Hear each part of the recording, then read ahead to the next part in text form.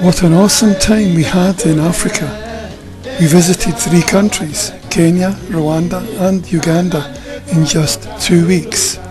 Surely it was a mega mission. Robbie and I arrived on different flights to Nairobi late on the evening of May the 30th.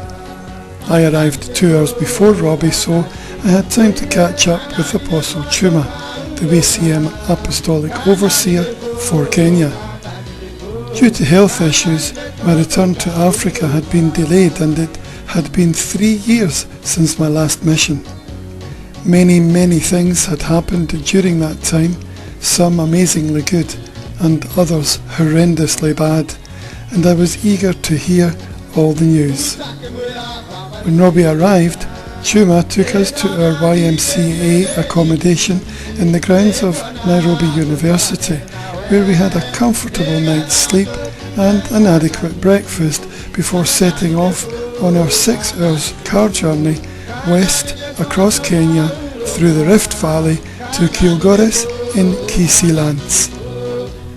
The Farmers' Lodge on the edge of Kilgoris was to be our base for the next 3 days. From there we visited many home churches, training for life centres and schools where we have existing feeding projects and hope to have new projects in partnership with Mary's Meals. We had a busy and blessed time moving around the home church network in South Kisii.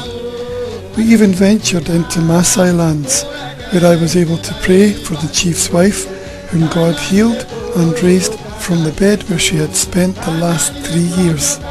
The chief has promised us some land on which to build a training for life centre. We also went to schools to look at the potential for new feeding programmes, and we revisited schools where the children are already on a daily feeding programme. Before leaving Nairobi, we went back to visit the first of our feeding projects in Kenya at Kwanjenga Primary School. It was amazing to see the changes that had been made over the past 3 years. The school has certainly flourished, and a new big building was being constructed that would house the IT suite and a conference area. It's wonderful to see the Lord's blessing in such a deprived area. Kwanjenga is now the largest slum in Nairobi, with well over 1 million inhabitants. In the early evening of June the 4th, we flew from Nairobi to Kigali in Rwanda, where Apostolic Overseer Emmanuel Hakisimana was there with our translator Paul to meet us. We went directly by taxi to Emmanuel's house, where we stayed while we were based in Kigali. On the first day, on the outskirts of Kigali, we ministered to a combined group of leaders and members of the Way Christian Ministries, along with pastors and their congregations who were interested in affiliation with TheWayCM. At Emmanuel's request, we visited the Genocide Memorial. It was a very emotional experience for all of us. Both Emmanuel and his wife are genocide survivors.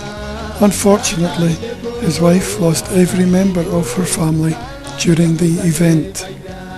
Very early on June the 6th, we caught the public bus for our 6 hours journey west across Rwanda to Cyangugu on the DR Congo border, nestled into the shore of Lake Victoria. I had the privilege of being able to baptise 3 members of the Way Christian Ministries in Lake Victoria. The journey took us to almost 10,000 feet, that's 3,000 metres, high up into the mountain forests, where we saw troops of monkeys in their natural habitat.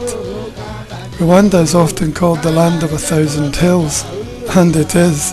The country is very fertile, with the hills being cultivated in terraces all the way to the top. Bananas, maize and tea are the principal crops. The gorilla is a protected species in these forests in Rwanda. Our accommodation in Cyangugu was excellent, a complex run by nuns with high standard ensuite rooms and great food. We stayed there for 2 nights and ministered during the daytime in the TheWayCM Training for Life Centre to a combined group of leaders and members of the TheWayCM from the wider Cyangugu area in Rwanda, and a sizable number of our affiliates from DR Congo. The ministry was liberating and anointed. Many were baptized in the Holy Spirit and encouraged in their Christian faith. We caught the bus back to Kigali on June the 8th, stayed at Apostle Emmanuel's house and caught a very early flight to Entebbe, Uganda the next morning. At Entebbe Airport we were met by our Apostolic Overseer for Uganda, Sandy Musa, and his associate Apostle Livingston. After checking into our hotel we hit the ground running. I ministered in 5 of our home churches throughout the day and at one large meeting in our Training for Life Centre in the evening. We had 4 very packed days of diverse ministry on the outskirts of Entebbe, Kampala, 7 miles from the city centre in an area called Chirinya. The main conference was on the 3rd day.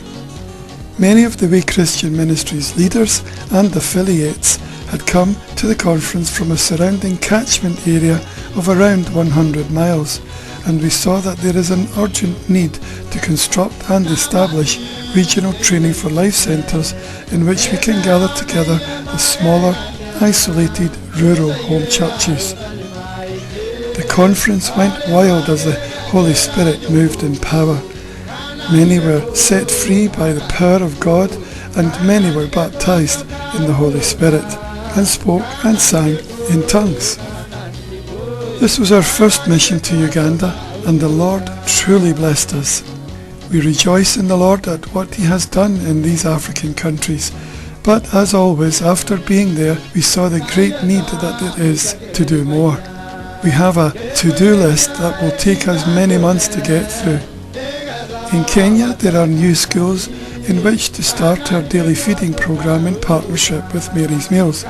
We would like to start a motorcycle taxi business, and we believe that it is right to send Apostle Chuma to visit the other countries in the Great Lakes region.